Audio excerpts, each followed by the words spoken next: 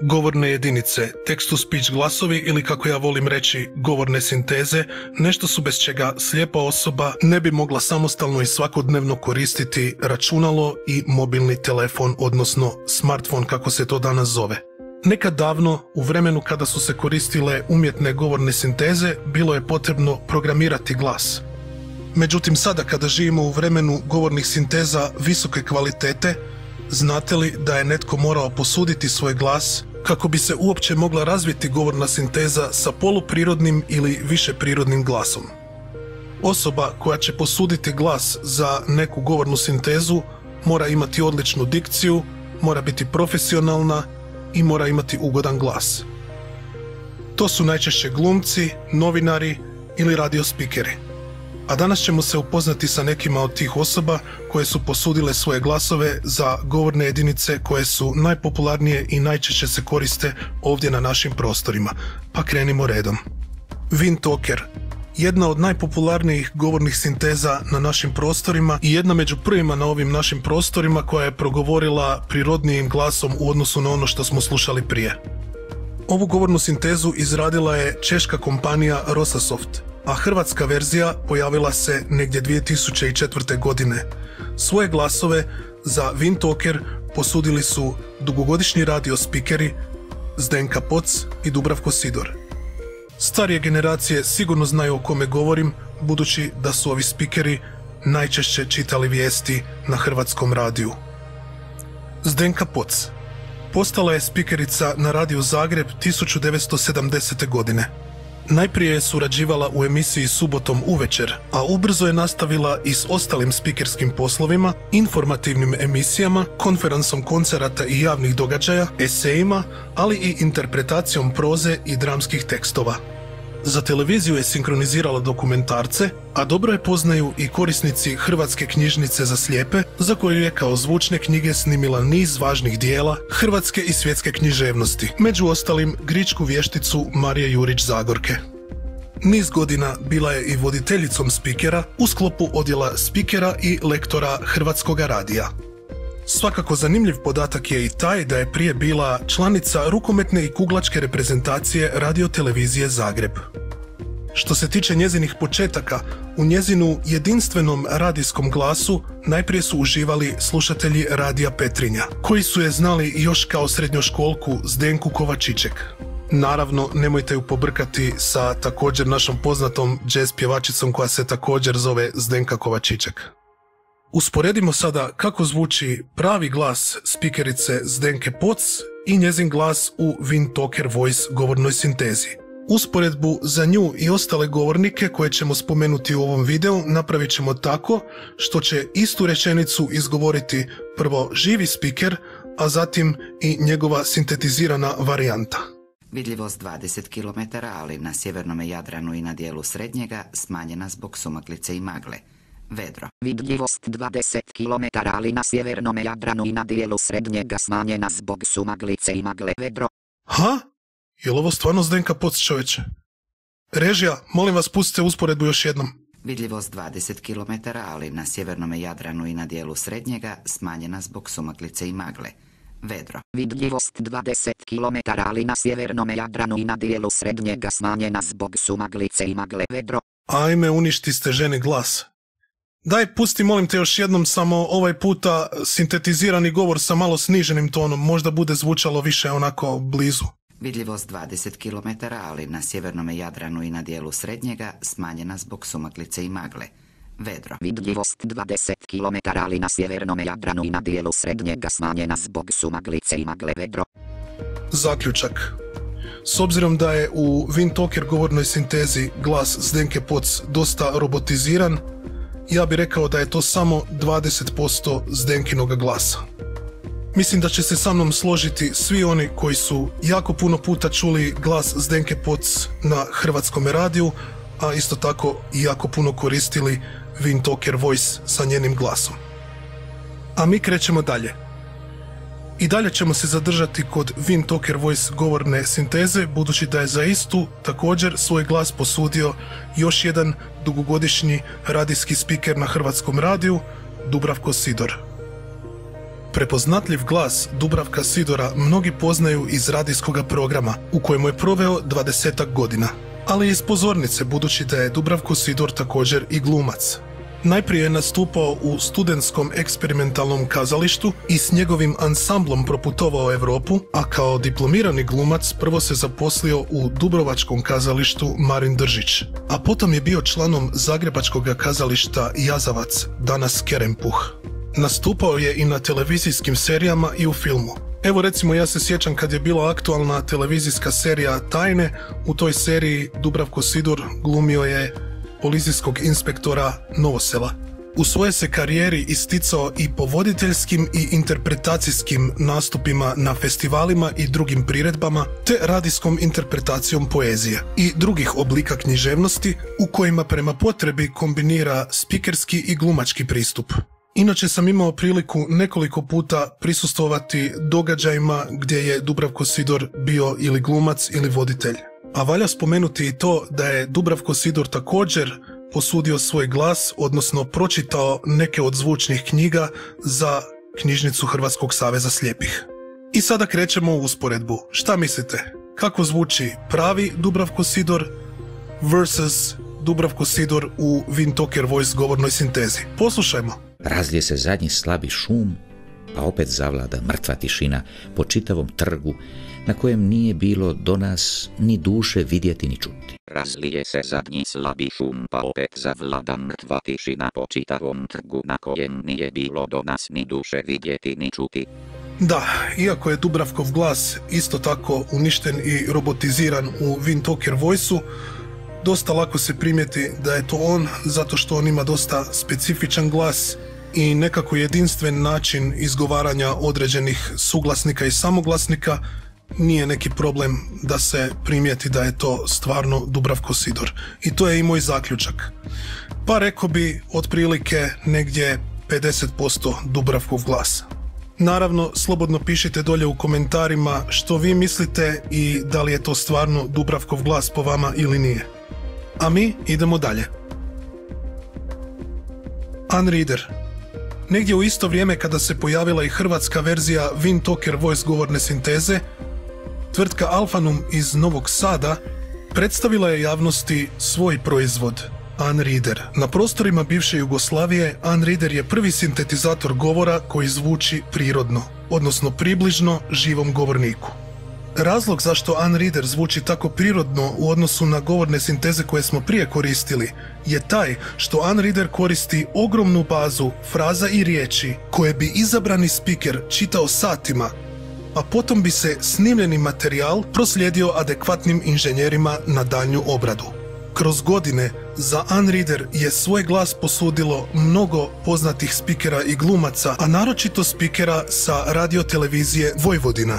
Prva verzija Unreader govorne sinteze govorila je srpskim i makedonskim jezikom, a godinu dana kasnije izašla je i prva hrvatska verzija Unreader govorne sinteze, za koju je glas posudila Marica Vidušić. Marica Vidušić, rođena 1957. godine, je hrvatska kazališna, televizijska i filmska glumica. Diplomirala je na Filozofskom fakultetu i Akademiji dramske umjetnosti u Zagrebu. Prvu profesionalnu ulogu ostvarila je u dramskom kazalištu Gavela, Sokol ga nije volio, Fabijana Šovagovića. 3,5 godine provela je u angažmanu Hrvatskog narodnog kazališta u Splitu. Od 1989. godine zaposlena je u Zagrebačkom kazalištu mladih. Nastupala je u mnogo kazališnih predstava i ostvarila više manjih uloga u hrvatskim filmovima. Marica Vidušić također je pročitala neke od zvučnih knjiga za knjižnicu Hrvatskog saveza slijepih. Krenimo na usporedbu i vidimo da li je Unreader stvarno tako prirodan i da li Marica Vidušić i Marica kao Alphanum glas zvuče isto ili barem 90% slično. Dok su dani još imali ime, postojala su i razna pitanja. Sada me pitaju samo 3 stvari. Kako sam i čuvam li se? Imam li za posuditi neku knjigu koja nije mučna, pa da je beskontaktno spustim s balkona? Dok su dani još imali ime, postojala su i razna pitanja. Sada me pitaju samo 3 stvari. Kako sam i čuvam li se? Imam li za posuditi neku knjigu koja nije mučna pa da je bezkontaktno spustim s balkona? Uzmite u obzir da je ovo snimka iz 2020. godine i da je Maričin glas ipak sad malo stariji u odnosu na vrijeme kada je posudila svoj glas za Unreader, a bilo je to prije nekih 16 godina.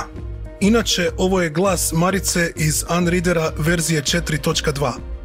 Također ću vam pustiti još jednom usporedbu, ali ovaj put sa glasom iz verzije 3.0 i 5.1, da vidite koliko je Marica sada napredovala u Unreaderu, to jest koliko je njezin glas napredovao. Dok su dani još imali ime, postojala su i razna pitanja.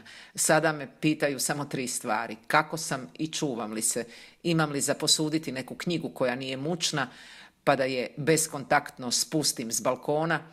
Dok su dani još imali ime, postojala su i razna pitanja. Sada me pitaju samo 3 stvari. Kako sam i čuvam li se? Imam li za posuditi neku knjigu koja nije mučna, pa da je bezkontaktno spustim s balkona? Ok, verzija 3.0 je hrvatski glas sa vojvođanskim akcentom. Postojala su razna pitanja. Ja mislim da Marica, iako je iz Osijeka, ona ne rasteže toliko dok čita, ali dobro, to je poboljšano u verziji 4.2, a da čujemo kako zvuči verzija 5.1, koja uzgred budi rečeno nije dostupna za Android telefone, niti za računalo. Ali da vas ne bi više smarao, pustit ću samo pola rečenice. Dok su dani još imali ime, postojala su i razna pitanja. Sada me pitaju samo 3 stvari. Kako sam i čuvam li se? Dok su dani još imali ime, postojala su i razna pitanja. Sada me pitaju samo 3 stvari. Kako sam i čuvam li se? Ovo je inače pušteno direktno sa Alphanumove TTS demo stranice, gdje ova nova Marica, to jest najnovija verzija, zvuči ko da je na samrti. Kako sam i čuvam li se? Bože, pitam se kako bi uopće to onda zvučalo da je Marica kojim slučajem dostupna za Android telefone. Za Android telefone doduše postoji Unreader, koji se inače na telefonima zove Alphanum TTS, ali Maričin glas nije tamo, ali je zato Marica dostupna u verziji 4.2, što je inače zadnja verzija za Windows operativni sustav kad je Unreader u pitanju. Tako je Unreader 5.1 verzija još uvijek nije dostupna za Windows operativni sustav. Vratit ćemo se još kasnije na Unreader, zato što imamo još neke spikere o kojima bi trebali reći koju riječ. Moj zaključak što se tiče razlike između Marice Vidušić i Alphanum Marice je, tu negdje 80% je to njezin glas. Naravno, pišite mi dolje u komentarima šta vi mislite. A mi sad malo idemo sa Unreadera na konkurenciju. Vocalizer. Vocalizer je govorna sinteza koja se u svojim počecima zvala RealSpeak, a proizvodi ga tvrtka Nuance koja se nekad zvala Scansoft. Inače, uzgred budi rečeno, govorna sinteza Eloquence je također njihov proizvod. Vocalizer je multijezična govorna sinteza koja podržava 40-ak stranih jezika, a na jesen 2017. godine pojavio se i prvi hrvatski glas za Vocalizer, imenom Lana, za koju je svoj glas posudila Jasna Bilušić. Jasna Bilušić, rođena 31. svibnja 1967. godine u Zagrebu, hrvatska je glumica, jazz pjevačica i TV voditeljica. Završila je Akademiju dramske umjetnosti Sveučilišta u Zagrebu, seminar Imaginarne filmske akademije u Grožnjanu i scenaristički seminar na University of Ohio, dakle Sjedinjene Američke Države. Uspješna je i vrlo priznata jazz pjevačica i članica sastava Cool Date. Od 1990. godine stalna je članica ansambla Gradskog kazališta Komedija. U njemu je nastupila na brojnim domaćim i svjetskim mjuziklima i dramskim predstavama. U 10 godina svoje glazbene karijere objavila je 3 jazz i reggae albuma, a također je gostovala na brojnim izdanjima hrvatskih glazbenika. Već niz godina surađuje sa Big Bandom Hrvatske radiotelevizije i kao vokalna solistica i kao autorica tekstova, te kao voditelj na njihovim koncertima. Dobitnica je nagrade hrvatskoga glumišta za 2002. godinu u kategoriji najbolje ženske uloge za tumačenje Edith Piaf u glazbenoj predstavi Piaf, koju je režirao Lorenz Curiua u Zagrebačkom kazalištu Komedija. Također je glumila u nekoliko hrvatskih filmova i stranih koprodukcija. Nastupa na brojnim radiodramama, a aktivna je i na TV-u gdje glumi u nekoliko hrvatskih serija, a vodi i neke zabavne i glazbene programe. Svojim glasom također doprinosi na brojnim sinkronizacijama animiranih filmova. Također bi želio napomenuti da je posudila svoj glas za VIP sekretaricu koju biste čuli uvijek kad biste nazvali neki od VIP-ovih govornih automata, odnosno sadašnji A1. Njezin glas dosta često ste mogli čuti i u reklamama. Iz srca se glasa krade, što te nema, što te nema. Ovako Jasna Bilušić zvuči kao pjevačica, a ovako zvuči kao spikerica, pa krenimo usporediti njezin glas sa Vocalizer Alanom i da vidimo koliko su slične jedna drugoj. Svi smo mi pomalo zločesti i puštamo otpadke u odvod, pa zato nije čudno kad nam se dogodi da voda sporo otječe. To je pravi kuhinjski pakao. Svi smo mi pomalo zločesti i puštamo otpad i u odvod, pa zato nije čudno kad nam se dogodi da voda sporo otječe. To je pravi kuhinjski pakao. Svaka čast nuans. To je Jasna Bilušić bez ikakve sumnje. Mogao sam za usporedbu uzeti i nešto bolje od te reklame, međutim na YouTubeu je dosta teško naći snimku gdje ona baš nešto profesionalno govori, većinski ono što se na YouTubeu može naći su njezine pjesme. Našao sam na YouTubeu doduše i jednu emisiju gdje je ona bila gost, a ne voditelj, tako da je zamuckivala, ali ajmo uzeti jednu frazu pa da usporedimo i s tim. Tako da je sad glazbena scena u gradu jako živnula. Tako da je sad glazbena scena u gradu jako živnula. Tako da je sad glazbena scena u gradu jako živnula. Tako da je sad glazbena scena u gradu jako živnula. Pa ovako, ovo je moj zaključak. Budući da sam Jasnu Bilušić x puta čuo u našim radiodramama još kao klinac, budući da sam ju x puta čuo kao glas VIP sekretarice, mogu zaključiti da je sličnost između Jasne Bilušić i Vocalizer Lane 95% sigurno. Eto, pišite mi u komentare također što vi mislite. Jer kažem, s obzirom na to kako ona izgovara samoglasnike i kako recimo izgovara slovo č, onako specifično slovo č, nitko ne može reći da to nije ona. Microsoft One Core glasovi. Kada se pojavio Windows 10 operativni sustav, također su se pojavili i novi Microsoftovi glasovi, takozvani One Core glasovi. Krajem 2018. u Windows 10 Fall Creators Update pojavio se i prvi Microsoftov hrvatski glas, Microsoft Matej, a glas za Microsoft Mateja posudio je Tomislav Baran.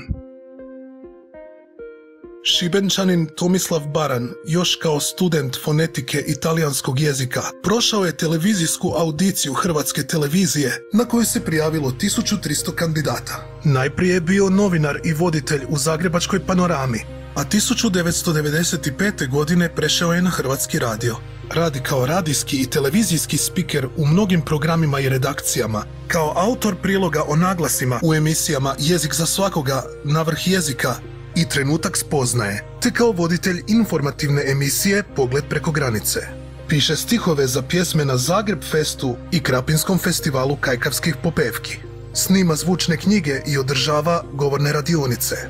Najmlađi ga poznaju po šumastim pričama, šumastim pjesmama, zabundanim pričama, te radosnim pričama i pjesmama, a neke od dječjih priča iz njegovih knjiga dramatizirane su i kao radijske i televizijske igre za djecu. Gotovo svi hrvatski politički dužnosnici u tijelima zakonodavne i izvršne vlasti na svim razinama u Bosni i Hercegovini ujedno su i članovi Hrvatskoga narodnog sabora. Gotovo svi hrvatski politički dužnosnici u tijelima zakonodavne i izvršne vlasti na svim razinama u Bosni i Hercegovini ujedno su i članovi Hrvatskoga narodnog sabora. Pa okej, što se tiče razlike između Tomislava Barana i Microsoft Mateja, može se isto primijetiti to njegovo specifično slovo č i slovo š, pa mogu zaključiti da je sličnost između Tomislava Barana i Microsoft Mateja tu negdje 80-70%, ne mogu ni sam se odlučiti s obzirom da je Microsoft napravio dosta kompresije tu i izmjena na glasu.